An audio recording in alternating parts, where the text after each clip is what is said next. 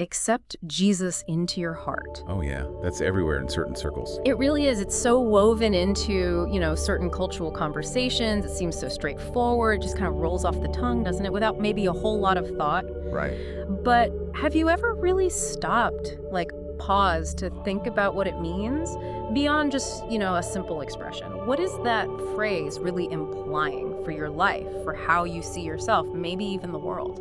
It is fascinating, isn't it, how these phrases, Yeah. especially ones carrying spiritual weight or cultural significance, they get so embedded in how we talk. Yeah. We end up using them almost on autopilot without really digging into the deeper implications. Mm-hmm. These common sayings, they seem simple, but they can sort of hide layers of meaning, right? Make us miss the crucial bits, the nuances that you need for a full understanding. Exactly. You can miss the whole point sometimes. And that's the journey for today, isn't it? Mhm. Peeling back those layers. Precisely. So our mission today, it's very specific. We are doing a deep dive into just one source. It's an excerpt titled Accepting Jesus, Surrender, New Creation, New Life. Okay. And our goal is to pull out its exact understanding of what this acceptance really means. We're not trying to cover every single theological viewpoint out there, not summarizing all the different ways people see it. No, that'd be a whole different series. Right. Our focus is really sharp here, Mhm. just distilling the source's core message, uncovering its specific arguments about what it thinks is, a profoundly missed dimension of this whole concept, a perspective that really tries to reorient how we even hear that familiar phrase. That's right. The aim is really to explore this distinct interpretation, to encourage you, the listener, to maybe consider a different lens, a different angle than you might be used to, based purely on what's in this one pretty rich source. Yeah. It's about getting inside its unique perspective Yeah. and the case it makes for a deeper, much more transformative understanding of that phrase we hear all the time. It's laying out a kind of specific map for what that acceptance genuinely signifies, according to this text. Okay, let's get into it then. Part 1, beyond the surface, redefining accepting Jesus. Beyond the surface, redefining accepting Jesus. So let's unpack this right from the start because, wow, this source, it doesn't waste any time at all. It jumps right in, challenging what it calls the superficial understanding of accepting Jesus. It asks straight up, is it just, quote, just a prayer or, a moment at the altar?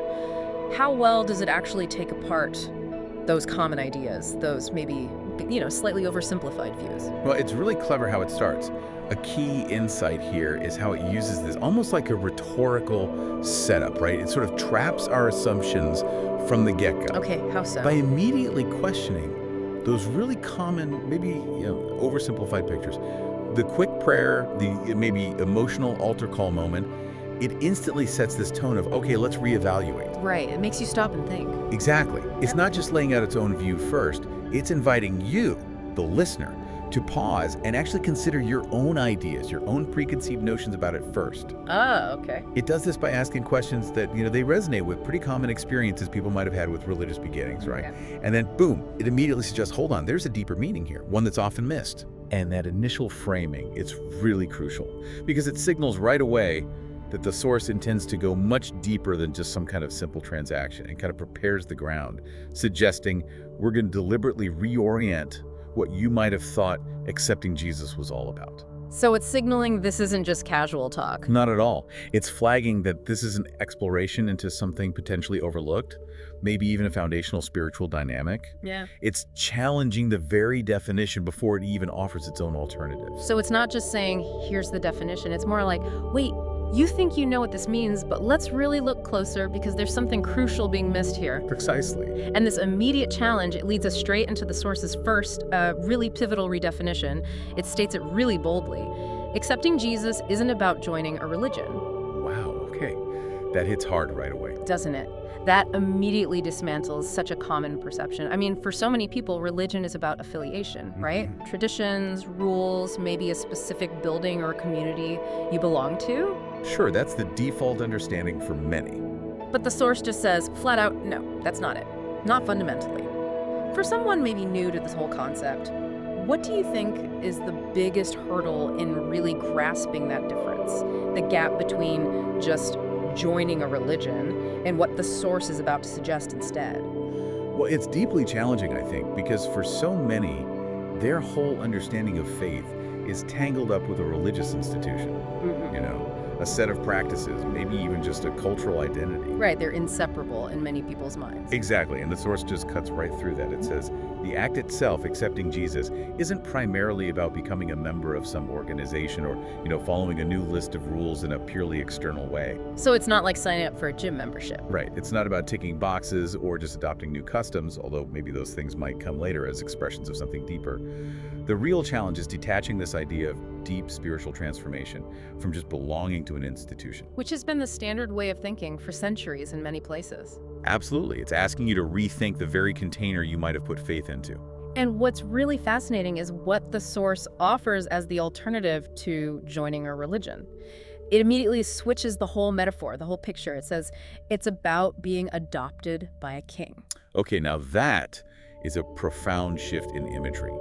Adoption by a king. Yeah, think about the weight of that. The shift from joining, which sounds kind of voluntary, maybe even casual, to adoption by a king. What's the significance there? Well, this is where the source really starts carving out its unique perspective, I think. Joining, like you said, it implies choosing membership, right?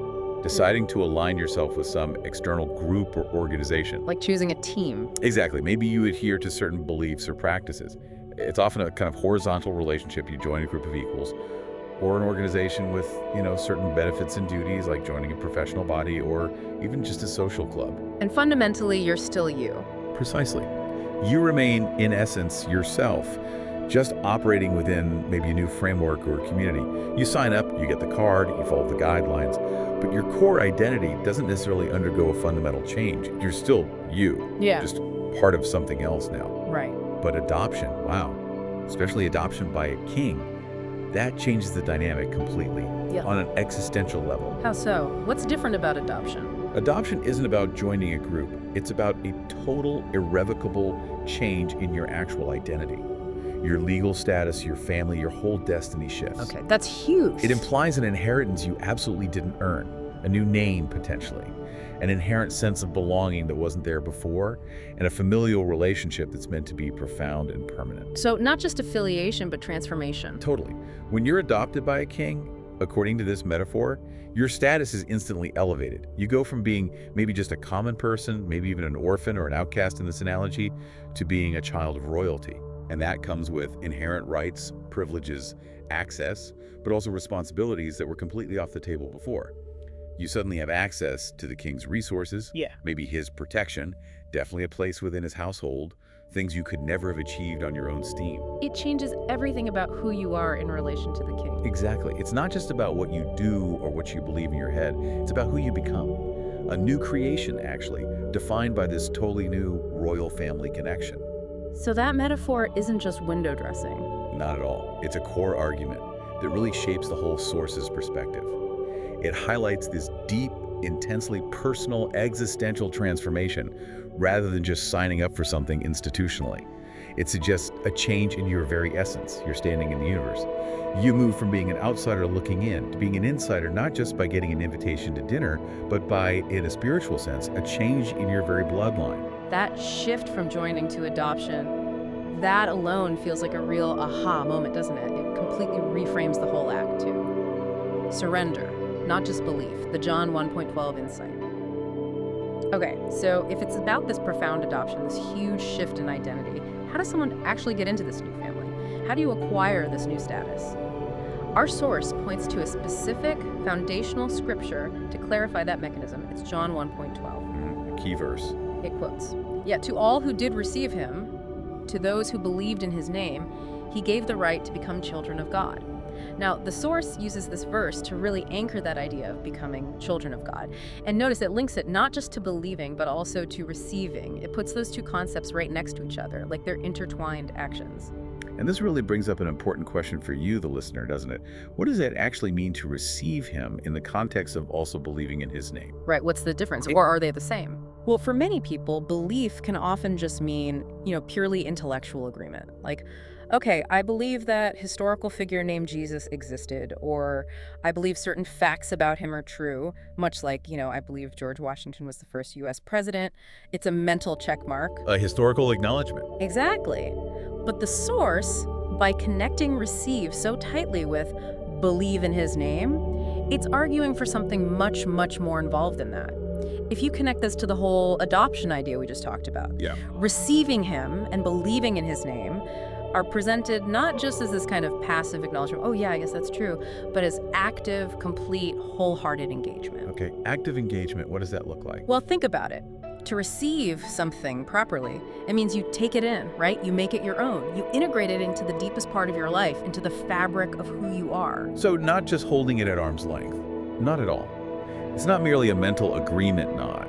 It's about a transformation affecting your entire being, an internalization of this truth, this person. Yeah. It suggests a holistic embrace, a welcoming of this new reality right into your core, not just a surface-level agreement. Like opening the door. Yeah, exactly. It's like you're opening the door to your inner world, your very self, and inviting him not just to visit, but to take up residence, to become a fundamental, defining part of who you are from now on. And this idea, this active reception, it leads directly to what the Source really highlights as a critical distinction. Maybe the most pivotal shift it proposes in the whole piece. Okay. It draws a really stark contrast between two statements, building on this idea of active receiving. It says, it's not just saying, I believe, simple enough, but then it delivers the real punch. It's saying, I surrender. Surrender. That word carries so much weight. Doesn't it? It's anything but passive. It sounds active, maybe even difficult. So unpack that for us. What are the profound implications of surrender in this specific context, according to the Source? What does surrendering yourself really, truly entail here? This is where the Source really takes a sharp turn away from maybe a more, well, simplistic or comfortable understanding. You know, when we talk about surrender in everyday life, we often think of like giving up control in a fight, Right. admitting defeat to someone stronger. Yeah, waving the white flag. Exactly. But here, the Source seems to be reframing it. It's presented more as a voluntary act, an active choice, and ultimately something liberating, not defeating. It suggests a complete letting go, a relinquishing of your own personal will, your self-control, maybe even your sense of autonomy. To who or what? To an external authority, which in this context is the king we talked about, the one who adopts you. Okay. And the Source implies this isn't a partial commitment. It's not a negotiation like, okay, I'll give you this part of my life, but I'm keeping this bit back for myself. No, it's presented as absolute, all-encompassing, a total giving over. It implies you give up self-direction, deciding your own path, setting your own rules, defining your own ultimate purpose in life, and instead, you place complete reliance, complete trust on this king for everything. Guidance, provision, even your core identity. Wow, that's total. It is. And this transition, this leap from just belief to active surrender, that's really a cornerstone of the Source's entire argument for what acceptance truly means. And why is that distinction so important for the Source? Why isn't belief enough? Well, the why seems to be that, according to this Source, mere intellectual belief, just agreeing with the facts, while it might be necessary as a starting point, it's ultimately insufficient for the kind of deep, radical transformation it's describing. So belief is step one, maybe? Perhaps. But surrender is framed as the active, transformative component. It's the thing that actually unlocks the deeper, more profound reality of acceptance. It's the active giving of your whole self, your future, your desires, your control, rather than just a mental check mark about facts or doctrines. Can you give an analogy? Sure. Think of it like this. You can believe a parachute exists, right? You can believe all the physics about how it works, and that it can save you if you jump out of a plane. Okay, yeah. But you only actually surrender to its power. You only benefit from it when you put it on, strap yourself in, and actually jump. The belief is absolutely vital. You wouldn't jump without it. But the surrender, the jump itself, is the action that actually transforms your situation from falling to floating. So belief without surrender doesn't actually change your reality in that moment. According to this line of thinking, exactly. This is about consciously handing over the steering wheel of your life, not just believing the driver next to you is capable. It's a fundamental reorientation of who is ultimately in charge. 3. Lordship and mastership. The Romans 10.9 mandate. Okay, so moving from just intellectual agreement, that mental nod, to a complete giving over of your whole self, your whole being. A deep, comprehensive surrender. And this idea of surrender, it then flows right into the Source's next foundational point, which it pulls from another key scripture, Romans 10.9. Right, another really central text for this discussion. The Source lays it out very clearly. If you confess with your mouth that Jesus is Lord and believe in your heart that God raised him from the dead, you will be be saved. And the source immediately highlights those two critical pieces, doesn't it? Confessing Jesus as Lord and believing in his resurrection. Yes, and a really crucial insight here is how the source immediately zeroes in on a very subtle but incredibly profound clarification within that verse itself. What's that? It explicitly points out, notice it doesn't say, if you believe he existed. That's not the requirement. It says, if you confess he is Lord. Existed versus Lord. Exactly. And this is where the real depth comes in, according to the source. There is a vast, vast difference between merely acknowledging that someone existed historically, like you might acknowledge Julius Caesar existed, or Napoleon, or even a great philosopher or religious teacher from the past. Right, you can believe they were real people who did things. Sure, but that's entirely different from actively, publicly confessing their lordship. Okay, unpack lordship. What does that really mean in this context? Well, this distinction isn't just playing with words. It actually touches on a really central tension, you could say, within theological thinking and even just daily spiritual practice. Is faith mostly about agreeing with historical facts, about intellectual assent to certain statements about Jesus? Which some people might emphasize. Right. Some traditions might really focus on those propositional truths, believing specific statements about him. But our source here clearly aligns itself with those who see lordship as the absolute defining transformative element. And what does Lord convey? The term Lord, which is Kyrios in the original Greek, a term that, interestingly, was also used for Caesar, the emperor. In the Roman Empire at the time, it inherently implies ultimate authority, supreme dominion, absolute power and right to rule. So not just teacher or good person. No, far beyond that. When you confess someone as Lord, you are, in effect, declaring them to be your master, your ultimate sovereign ruler, the one who has the final say. That sounds intense. It is. It means accepting him not just as a savior, someone who rescues you from a bad situation, like pulling you out of danger, but accepting him as your master, the one who now directs your entire life, whose will becomes the most important thing, the thing you align yourself with. So salvation isn't just about escaping something bad. According to the source, the how of salvation here is predicated on this very specific, very active acknowledgement of his ultimate authority. It's not just based on a general or passive faith that he existed or was important. It's an act of both public declaration, confess with your mouth, and deep internal conviction, believe in your heart, that carries immense life-altering weight. It means consciously choosing to align your will with his, allowing him to set the course for your life from that point on. That distinction, he existed versus he is Lord, that feels absolutely critical then, because it really shifts the whole paradigm, doesn't it? It takes Jesus from maybe being just an admirable historical figure to being the actual ruling authority in your life right now. Precisely. He moves from the history books into the driver's seat of your present reality. And this concept of lordship, of him being master, it leads to what might be the most powerful and maybe the most challenging statement in the entire source. It's a direct consequence of this surrender and accepting his authority. It says, it's not about inviting Jesus to walk with your life. It's about laying down your life to walk with his. Wow, that statement just hangs there. Laying down your life to walk with his, that feels like a complete, total reorientation, a total giving up of control. What does that radical shift truly entail for someone's actual day-to-day existence? Well, if we connect this back to that bigger picture, the idea of profound spiritual transformation, this statement really represents a complete flip, a fundamental paradigm shift in your life's entire trajectory. A flip how?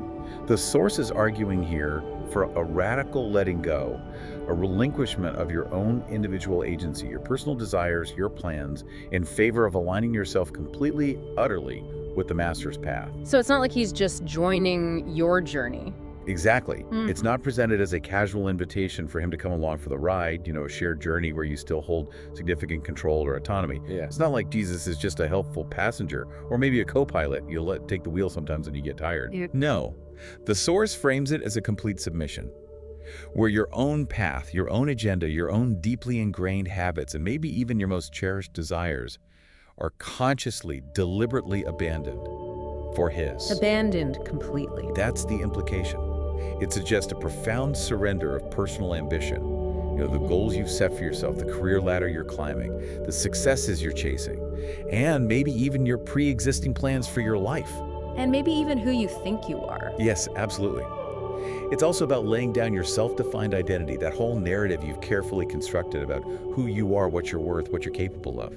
Instead, you consciously lay all that down, not presented as an act of weakness, mind you, but as an act of profound trust, and then you actively start walking on a path that is entirely his, following his direction, adopting his priorities as your own. That feels like the core of the surrender idea. It really is. This is such a crucial element for you, the listener, to really grapple with, to understand the sheer depth of what surrender means within this source's framework. It's a complete shift in ownership and direction, moving from a life fundamentally driven by self to a life fundamentally driven by him. It strongly suggests that true life, real fulfillment, is found not in asserting your own self-determination, but in this profound, voluntary realignment with the King. Immediate transformation. A new creation right now. So it's not a partnership where you remain the primary director. It's a complete redirection where his life, his path, becomes the blueprint for yours. And okay, if this radical surrender, this acceptance of his lordship is truly what the source means by accepting Jesus, then the results, the implications, they must be profound, immediate. Tragically, yeah. And the source absolutely makes that claim. It makes a very bold statement about immediate transformation. It says, and the moment you accept him, meaning in this surrendered lordship way, you're not just saved for heaven, you're made new right now. Right now. That right now really leaps off the page, doesn't it? It's not positioned as just a future promise, something you hope for down the line after death. It's presented as a present tense, tangible reality happening now. Yes, that's a key insight here, that emphatic right now aspect. It directly confronts a very common perception, maybe especially in popular understanding, that salvation is mainly or solely a future event. Like fire insurance for later. Something like that, yeah. That it guarantees your entry into heaven after you die, like an eternal insurance policy you take out now. But the source explicitly roots this transformation, this newness, firmly in the present moment. That makes it highly tangible and immediately impactful for the person involved. So it raises the question. Exactly. It raises an important question for you, the listener. What is the actual nature of this newness it's talking about? Is it just experiential? Like a sudden shift in how you feel, a different perspective, maybe a sense of peace or a weight lifted? Or is it something more? Or is it something deeper, a genuine spiritual alteration, perhaps even a fundamental change in your actual essence, who you are? The source absolutely insists on this present reality. It suggests a profound and immediate change in your very being, starting from the very moment of genuine acceptance and surrender as it defines them. So not a slow burn. No, it's not presented as a gradual process of self-improvement that unfolds slowly over years and years. It's framed much more like a discrete, decisive event, a turning point that fundamentally alters your spiritual DNA right then and there with immediate transformative consequences. And to really drive this point home, this idea of immediate newness, the source brings in another incredibly powerful scripture. It's 2 Corinthians 5.17. Foundational. Quoting the source. 2 Corinthians 5.17 says, if anyone is in Christ, they are a new creation. The old is gone, the new has come. That language is just incredibly definitive, isn't it? It really is. The old is gone. The new has come. It doesn't say, the old is kind of fading out, or the new is starting to peek through, or you're gradually getting a bit better. It's absolute, black and white. It is absolutely definitive language. Right. And what's truly profound there are the radical implications of being called a new creation, which this verse asserts and our source highlights. Radical how? That definitive phrasing, the old is gone, the new has come. It implies an absolute transformation, not just a partial one. This isn't about self-improvement, where you incrementally tweak your behaviors or refine the self you already have, like polishing up an old piece of furniture. It's not renovation then? No, the source presents it as demolition and rebuilding. It speaks of a complete renewal of your being, a fundamental shift in your very essence. It's like a spiritual rebirth so profound that your past self, with all its old motivations, its old struggles, its old identity markers, is in effect nullified, canceled out, replaced by something entirely fresh, distinct, and different. Like getting a whole new operating system. That's a great analogy. Not just a software update for the old system, but a completely new OS for your life. This speaks to a change in your spiritual identity that's so absolute the previous state is just rendered obsolete, gone. That could be a real aha moment. For you, the listener, absolutely. because it posits this complete ontological shift, meaning a radical change in your very being, who you fundamentally are at your core, not just in what you do or how you behave. It's a redefinition of your essence, a totally new beginning from the inside out. Okay, so if this new creation isn't just about, behaving a bit better or picking up some new positive habits, if it's something much deeper, touching the very core of who we are, what does that mean?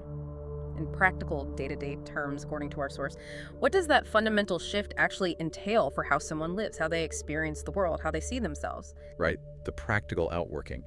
Well, according to the source's logic, this new creation status isn't just a behavioral modification program, or simply a change of habits, or even just achieving an improved mindset, although certainly those things might well follow as results. But they aren't the thing itself. Exactly.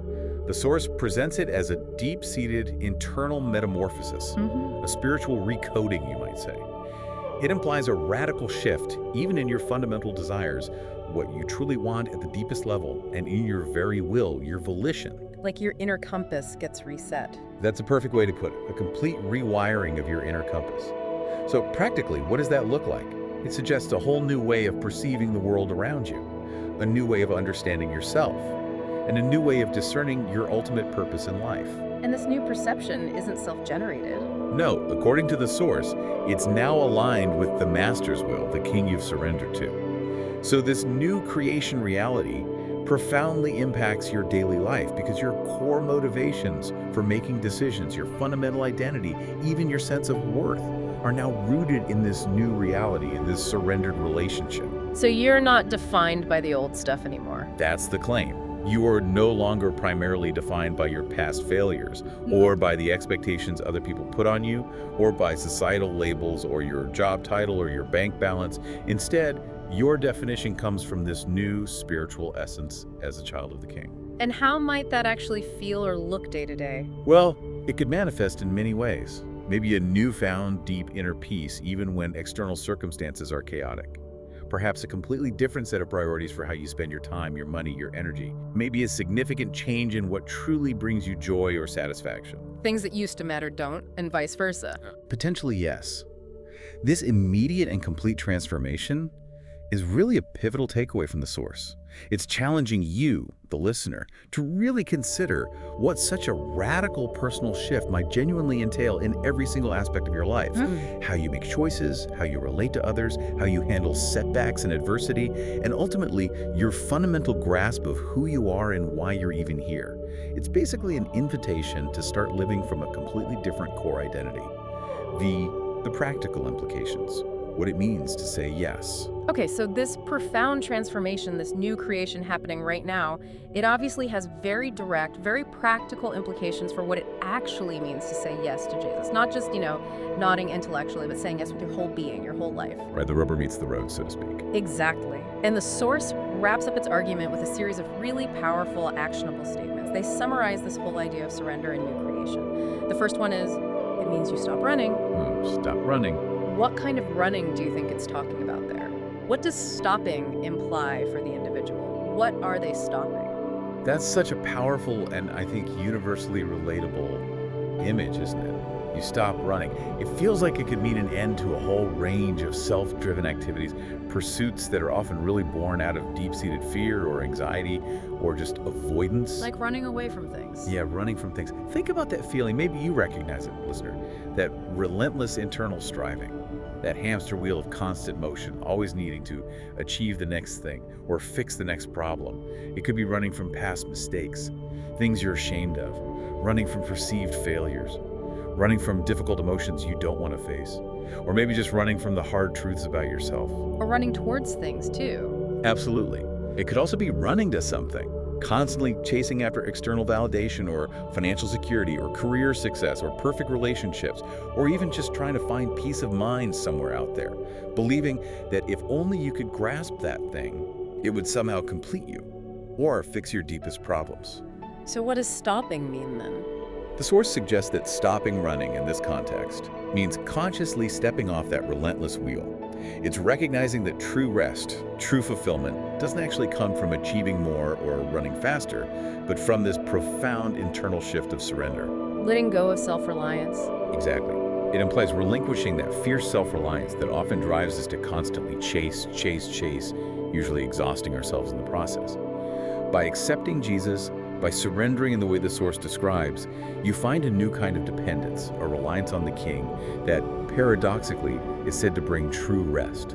Freedom from that gnawing internal pressure to keep going, keep striving, keep running.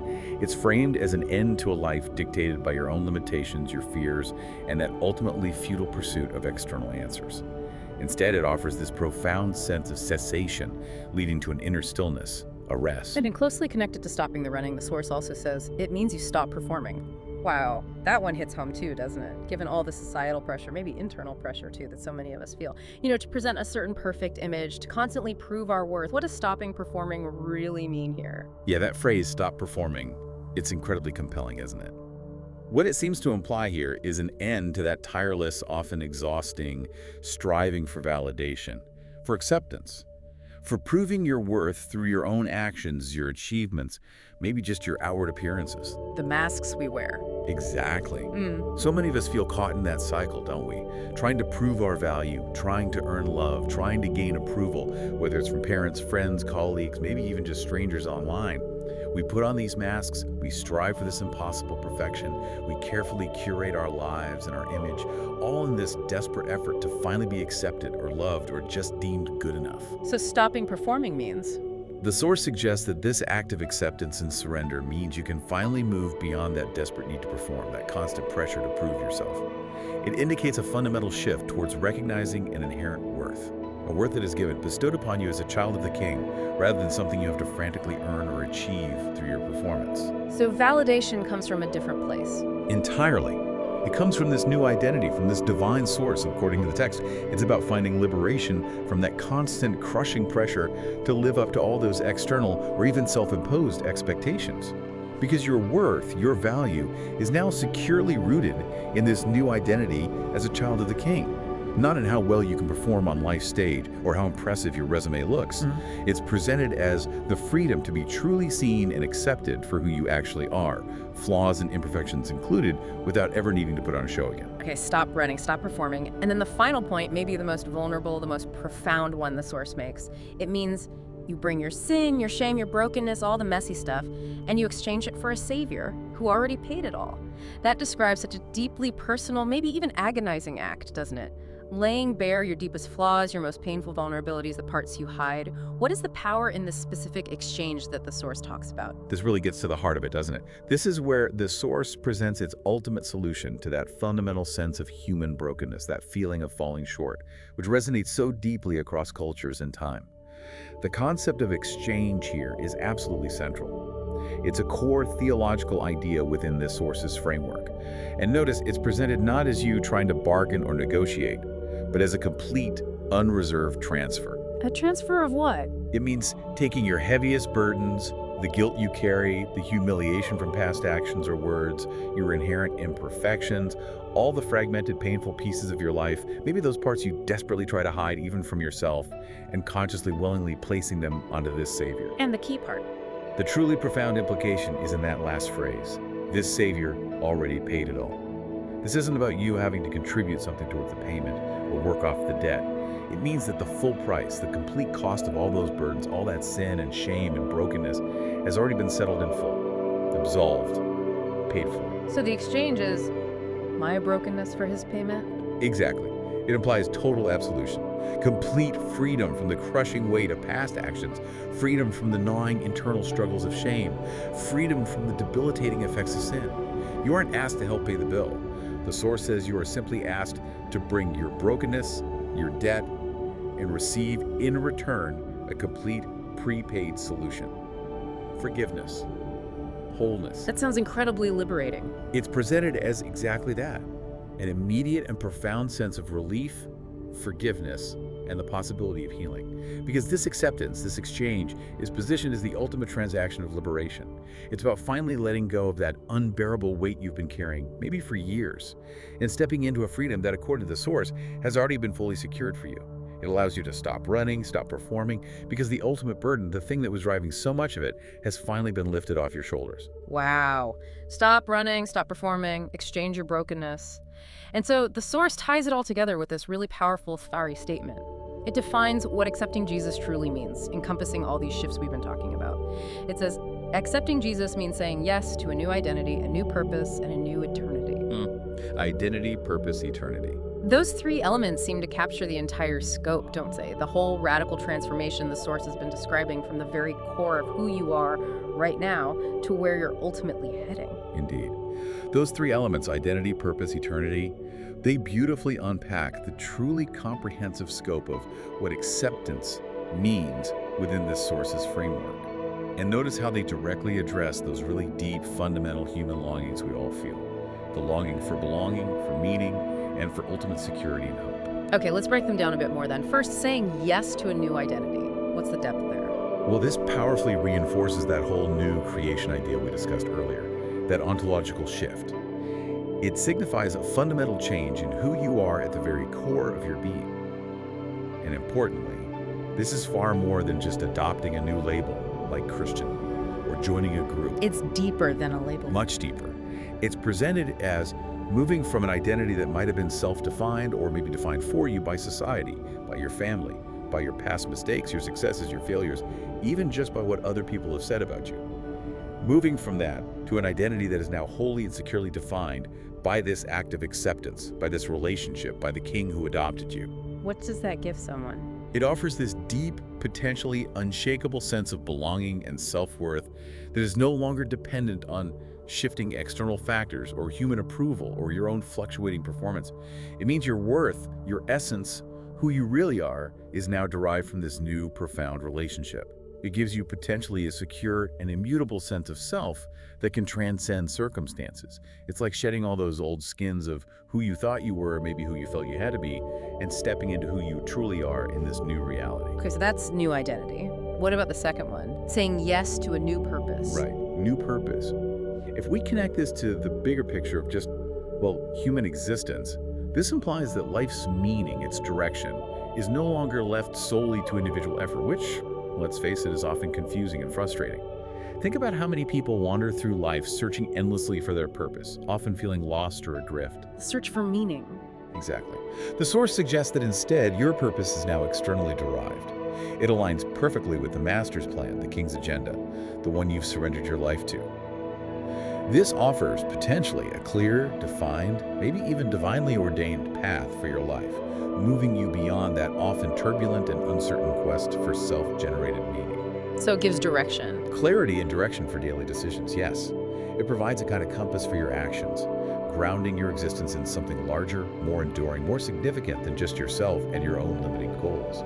It's presented as shifting from living a life focused on fulfilling your own desires to living a life centered on fulfilling a higher calling, which, paradoxically, the source implies, brings a much deeper and more lasting satisfaction. Okay, identity, purpose. And the third one, saying yes to a new eternity. New eternity. This element extends the transformation beyond just your present life on Earth.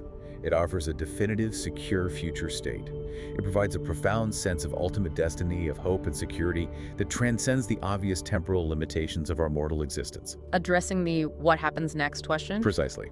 It directly addresses that universal human question, what lies beyond this life. And it offers not just a vague hope or a philosophical guess, but, according to the source, a certainty.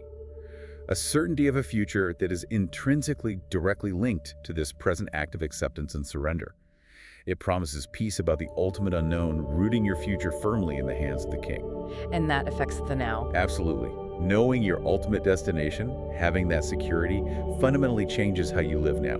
Your present struggles, your joys, your decisions, they're all viewed through the lens of this secure and meaningful eternal future. It reframes everything. So putting them all together. So when you look at these three elements collectively, a new identity, a new purpose, and a new eternity, you can really see how acceptance, as defined by this specific source, presents itself as this comprehensive, holistic answer. It addresses those deep, universal human longings for belonging, for meaning, and for ultimate security and hope. It's framed not merely as a religious act in the way we might commonly think of it, but as a complete existential realignment, a fundamental reordering of your entire being, your present life, and your future trajectory. Outro. Wow. What an incredible journey that was, just from unpacking a single common phrase. We started with accept Jesus into your heart, right? a phrase maybe often said, like we discussed, without a whole lot of deeper thought. Yeah, almost casually sometimes. And this deep dive, guided really tightly by this one compelling piece of source material, it has truly redefined it for us, hasn't it? It's moved it from potentially being seen as just a simple act, maybe a superficial emotional moment, into this profound journey of active surrender, an adoption into royalty, resulting in an entirely new identity, and an immediate radical transformation into what the Source calls a new creation. And it's so crucial, I think, to remember how the Source built that powerful argument. It wasn't just making assertions, it grounded them in key scriptural foundations that it interpreted in a specific way. Right, the verses. John 1:12, which established that idea of receiving Him as the path of becoming children of God, linking active reception with belief, suggesting something deeper than just mental agreement.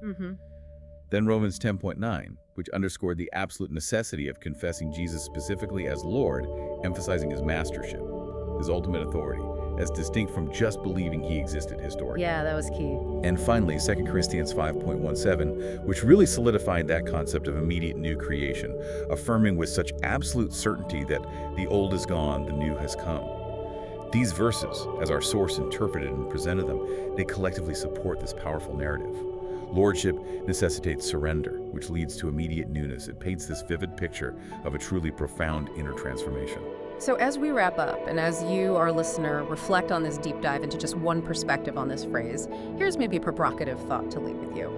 If surrender, this act of yielding control, is indeed the core of this acceptance, just as our source argues, what might it look like for you to apply that same principle, the idea of laying down, to other areas of your life? Areas where maybe you feel that constant, exhausting need to control things, or to strive, or to perform for approval. Where might you be running, perhaps without even fully realizing it? When stopping and consciously surrendering control might actually bring a profound sense of rest, maybe even liberation that you haven't experienced before. What might it truly mean for you to lay down your own perceived burdens, your own agenda, your own desires, in exchange for something entirely new? And building on that, another layer to consider. If, as 2 Corinthians 5:17 suggests through our source's interpretation, the old is gone and the new has come, truly completely. Well, how might approaching your own past, maybe mistakes, regrets, old hurts, or even your current challenges and struggles, through the lens of being a genuinely new creation, how might that fundamentally shift your entire perspective? Yeah. If that old self, with its limitations and history, is genuinely gone, according to this view, how does that liberate you right now from the weight of those past mistakes? Or those old, ingrained habits you can't seem to shake? Or previous limitations you felt defined you?